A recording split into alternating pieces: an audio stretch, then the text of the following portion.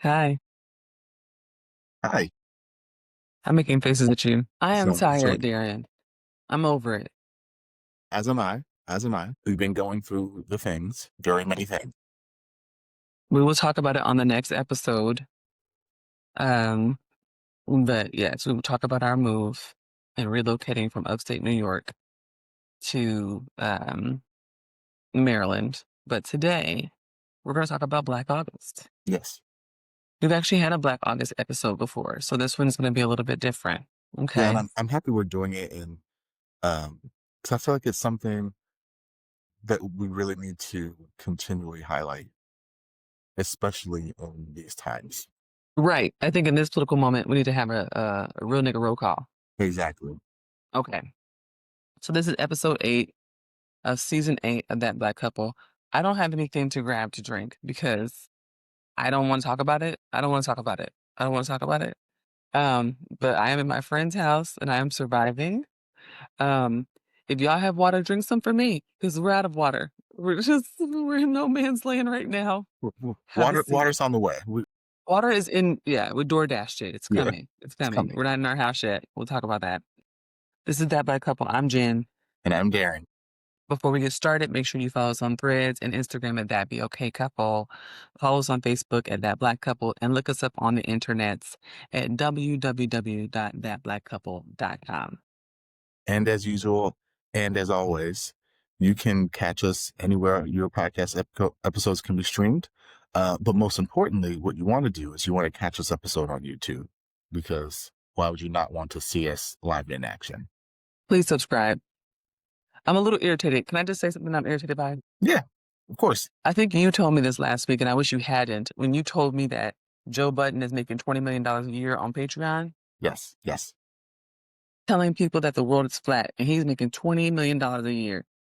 Where are our subscribers? Can y'all subscribe? Can y'all subscribe? I, y'all, I mean, the website's called Patreon, and you want to patronize the things that have value and meaning, um, and are important to you. Um, and it's concerning. Joe Budden.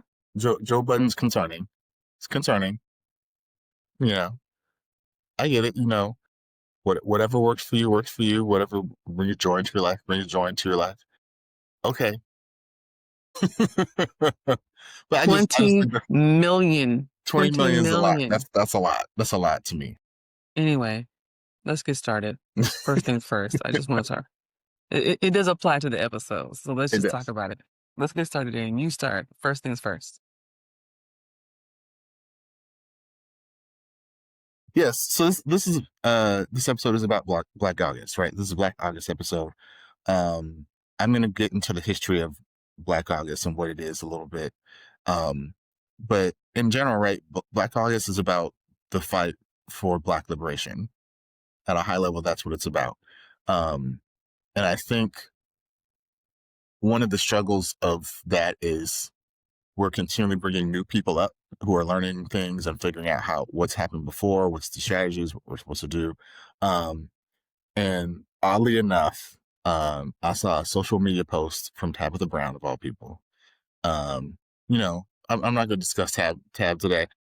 I can't squint my eyes hard enough. I know, but she had a post, and it was basically, she does a lot of these inspirational posts, but this one was about consistency. It was saying, hey, if you want to achieve the thing that you're saying you want to achieve, in most cases, the key to that is consistency.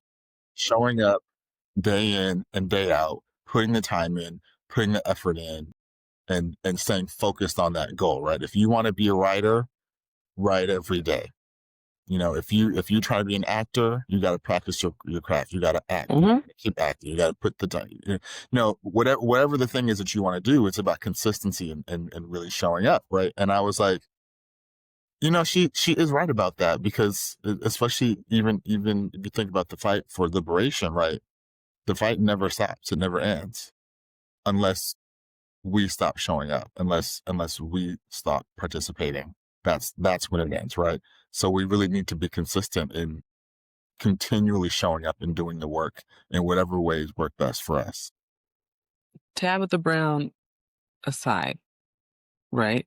That's absolutely true, right? I think when we look back, and this applies to anything, when we look at people's careers, I think all the time about Viola Davis and how she was like the bus driver in a movie. It wasn't like Speed or something. She was like the bus driver. I remember Something like looking at a movie. It was an old like 90s movie. And I was like, is that Viola Davis? If yes. you think back to all the Viola Davis roles that she had in the 90s and 2000s, you'd be like, that's Viola Davis, right? Um, Same with Angela Bassett, you know what I'm saying? I think that it applies to our careers, it applies to our finances, it applies to our health, right? There are so many things that if we are just consistent and we keep fighting and we keep working, we see the payoff eventually.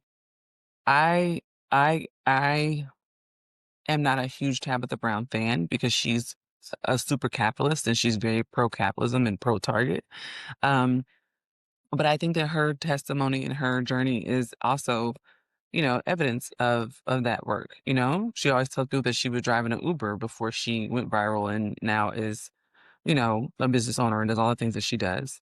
But I think where this has landed for me is as a movement worker and a scholar, and now being in those spaces for like 2 decades or so, and seeing, the work that people have done and the books that people have written and the movement work people have, achieved, I think that's where I want to talk about this today is like consistency in our movement work and, the ways that I've watched people fall in and out with one another. I've watched people have beef with one another. I've watched really petty things happen where it doesn't seem like people realize that there's a very long arc here. Like we're in community with one another for a very long time. Like I've known some people now for 20, 30 years. And, we have no choice but to engage with one another. We have no choice but to work with one another.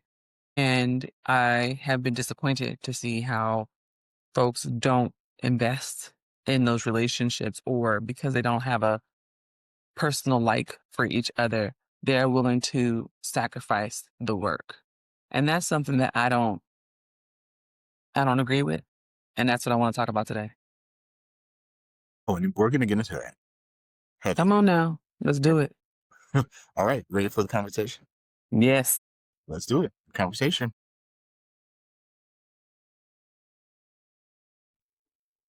So, as I said, I wanted to get into the history a little bit. You know that we've already done an episode on Black August. And so, anyone listening, anyone watching this episode, I definitely suggest you go back and listen to that episode because we went deeper into that aspect of things in that episode. And so, you definitely want to get that information. It's really good information. I think it was a great conversation we had about Black August then. But just as a brief kind of refresher about Black August, right? Like I said, Black August is about the legacy of fighting for Black liberation. Um, and more specifically and really pointedly, it's about political prisoners and fighting for our political prisoners. The genesis of Black August was the life and death of George Jackson. He was a Black Panther Party member. He was incarcerated in San Quentin prison, and he was killed in San Quentin prison. Um, and the people wasn't liking it. The people were not happy about it. Fellow prisoners uh, were upset about that and the circumstances around that death. Um, and like I said, and that's kind of the genesis of that is our political prisoners, and then um, kind of continuing the fight that they've put up for us. Um, and so kind of spiraling out of that event and kind of building this concept of Black August, right? It really brings in other um, events, around similar things, right? So there was the Attica Prison Rebellion in 1971, the same year that George Jackson was killed. It's related to this, but people always talk about other things as well. They talk about slave revolts, uh, all types of similar themed events. This is a time to commemorate those events, to bring light to those events, but then also to continue to fight in the legacy of trying to achieve Black liberation at the same time.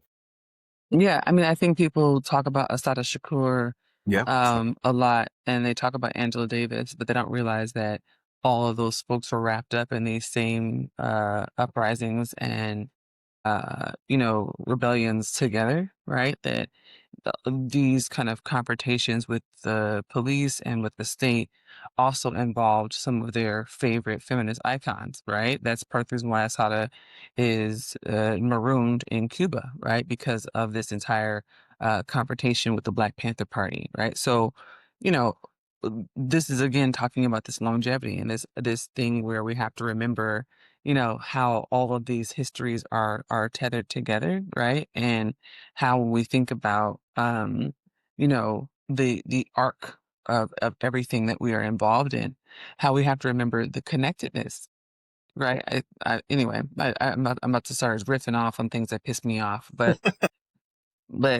and I'll get to that eventually. But I think, the point I'm trying to make here is that, you know, and it's something I have to teach my students all the time is that, we have a certain kind of locus of attention and analysis in this moment, right? Our chronological landscape that we can see is very limited in this moment. We can't look back and see the context and the experiences of folks who were organizing movements and were engaging in rebellions and radical dust ups, in the past, and so we can't provide any type of interrogation of why they did what they did, how they did it, what the meaning was. We don't know. We don't actually know. And there's not a lot of recorded history from those periods of time except from the FBI, Right. right?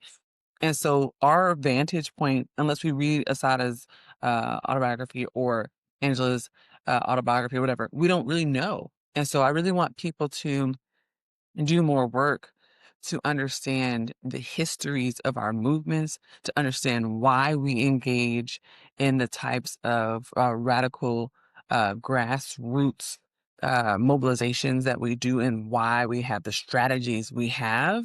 And why we can't just say, "Hey, everybody, let's go on Threads. We're gonna do a walkout on Friday." Like, we don't just tell everyone what we're doing. We don't just post it, on Facebook. Organize, I'm sorry, I'm getting overwhelmed. I just been seeing a lot of people who clearly don't know how to organize, who have been going on social media and using Twitter and Threads and Blue Sky to tell people, we're gonna boycott this thing. But they're not building any movements in community. They don't have any in-person networks. They don't have any deep and fruitful commitments with one another. Right. I mean, the heart's in the right place, right? You're trying to do the right thing. You're trying to do the fighting. You're trying to do the work.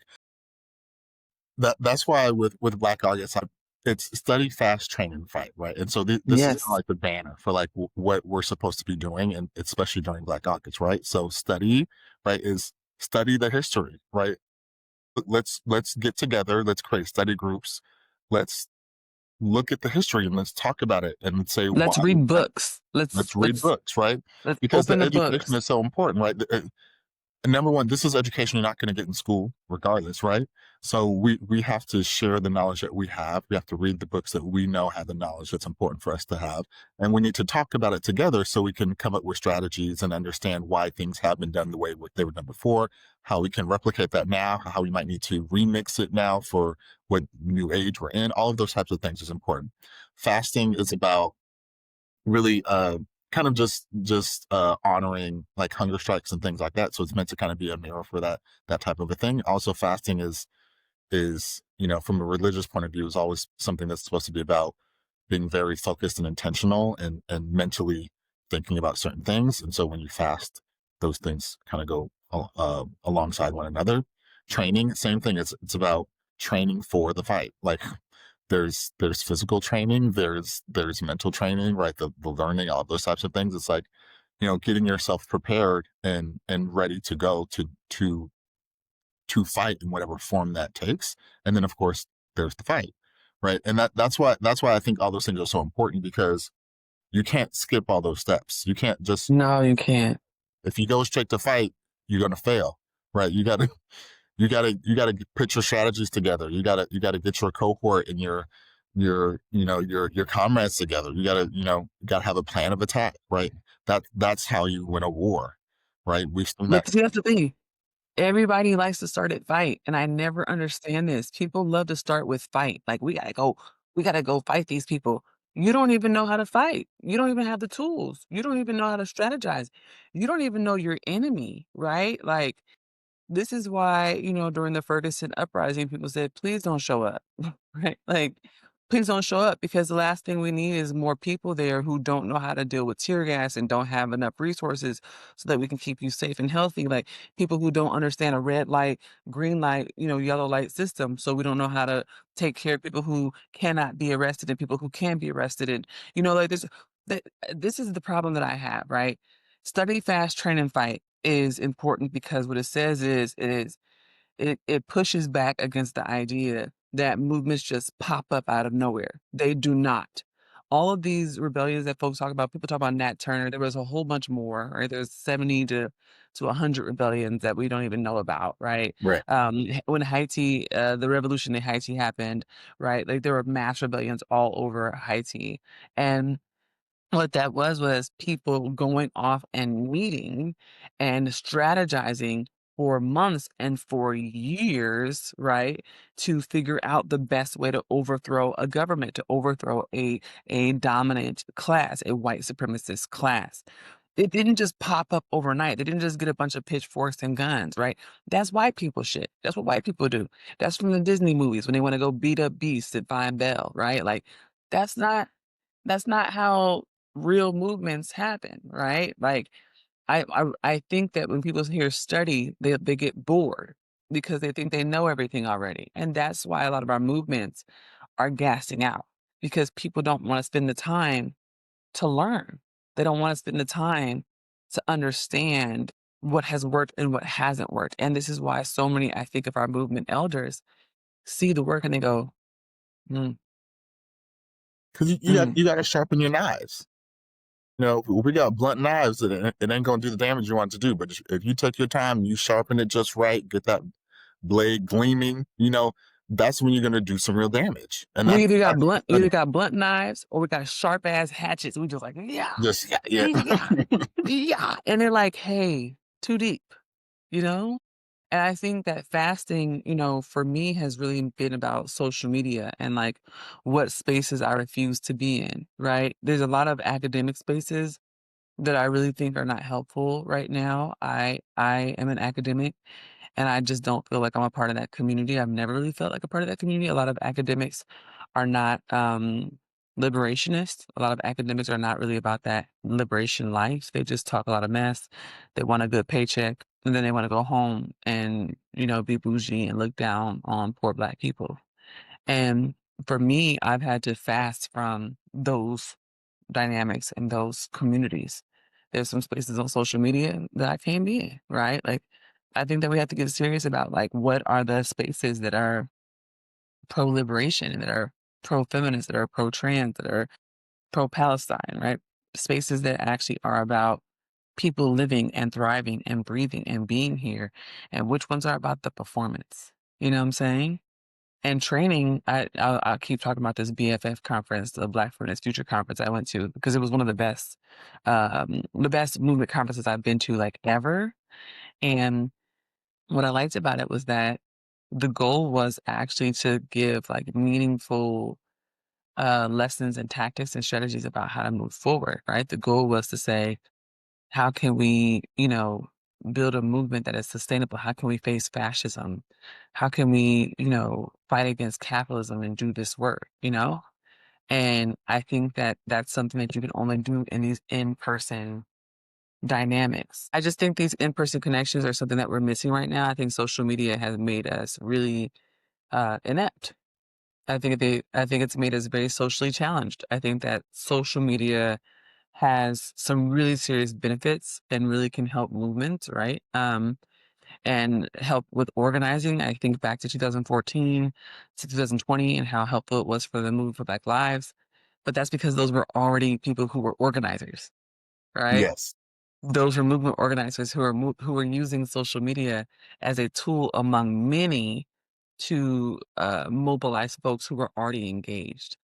Now we have young people coming up, and I asked them about the Movement for Black Lives or about mass movements, and they don't know anything. They don't know. They don't know. And what we need is we need to get back to a place where folks are in these in-person spaces. We need local in-person spaces where folks can be in community intergenerationally with elders and talk about our movements because we are in a place where social media is not safe. It's owned by every single tech bro that sat on the dais with Trump. You know what I'm saying? Like, mm, And that's the thing when you talk about like the movement for Black Lives, right? We also again, this is why studying is so important. This is why information knowledge is so important, right? Like their usage of social media at that time was insurgent. That was taking a tool that was meant for one thing and using it in a different way, right? So social media was not set up in a way to combat that or to silence those voices. This is not then, right? You can be shadow banned, right? You can post something and social media on its back end through technological means will just say we are not going to show this post to anyone, right? that's right. Because of things like the movement for Black Lives, because That's right. this is the pushback to those things. So we That's right. can't just rely on these outside sources to be useful, meaningful, fair, safe, legal, just, right? We have to continue to iterate and unfortunately, as you're saying, the most important thing is being in person and seeing people face to face, right? There is something about that in person, real life connection that's just different.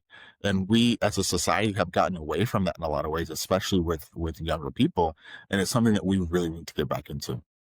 I agree. I agree. I think that people do not take seriously how social media and AI, like how they have learned from us and how we are going to have to innovate if we are going to continue to use social media as a place to collaborate and to build movements. All right. Let's do a reflection.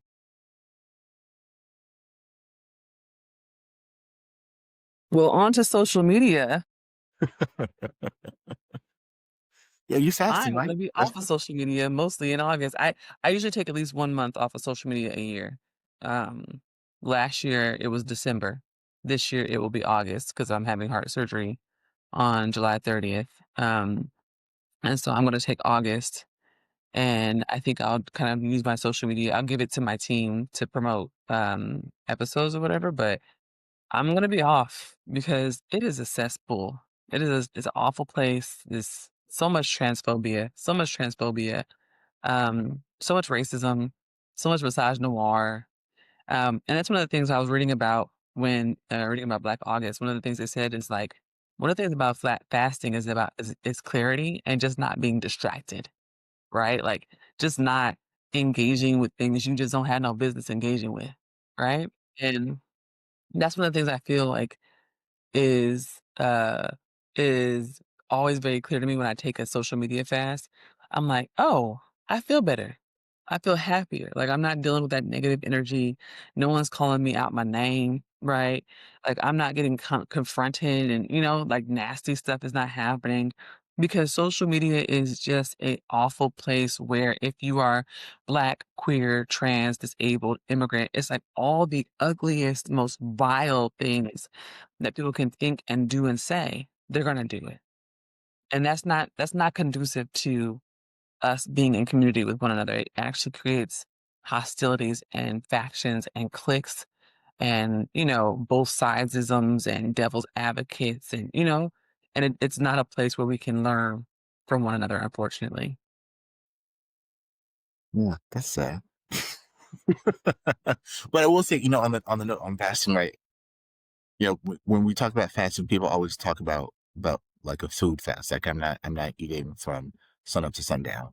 But as you just said, you're going to do a social media fast, and you can fast from anything, right? It's about Mhm. right. So if there's something you're questioning, if there's something you feel like it is a distraction, if something you feel like it is dragging you down, right? Or something that a lot of times people you might feel like you idolize, right? You might want to do a fast on that and it will give you clarity, right? And so I want to make sure folks know, like, when you fast, like, you choose what you're going to be fasting on, and it can help you in a lot of ways. Um, for my reflection, um, honestly, I feel like with the episode, we've talked a lot about the fight for Black liberation, and I don't want it to sound kind of like, you young whippersnappers, you better you better listen to us because we know, and just do what we say, right? I mean, there's a part of that. There's a part of, like, listen to other people, especially other people in your community, and take their knowledge as important. Um, but I also want to highlight that the fight continues, right? The fight for liberation continues, um, and there are successful fights being waged all around the country, all around the world, every single day, right? So this is not to say that everything is failing and the fight is over and we've lost and we're just mourning that.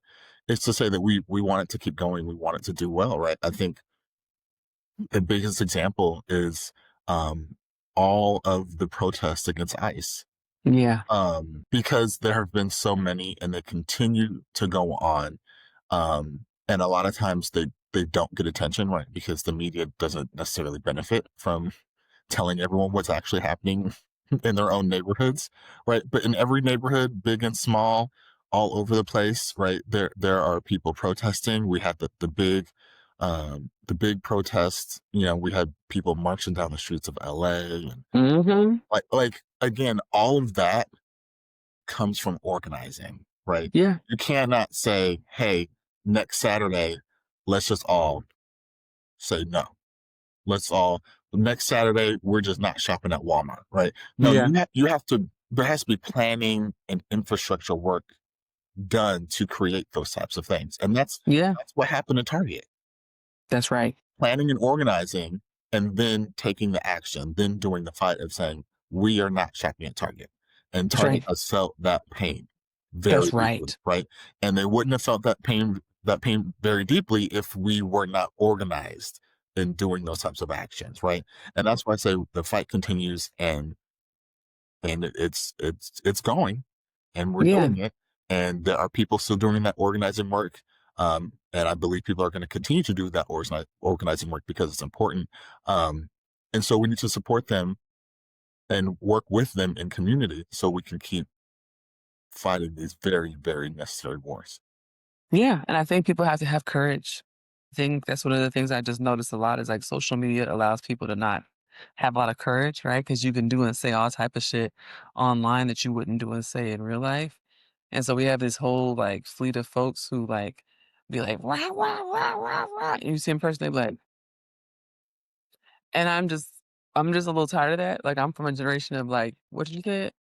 What you say?" You know what I'm saying? Like, "What you say?"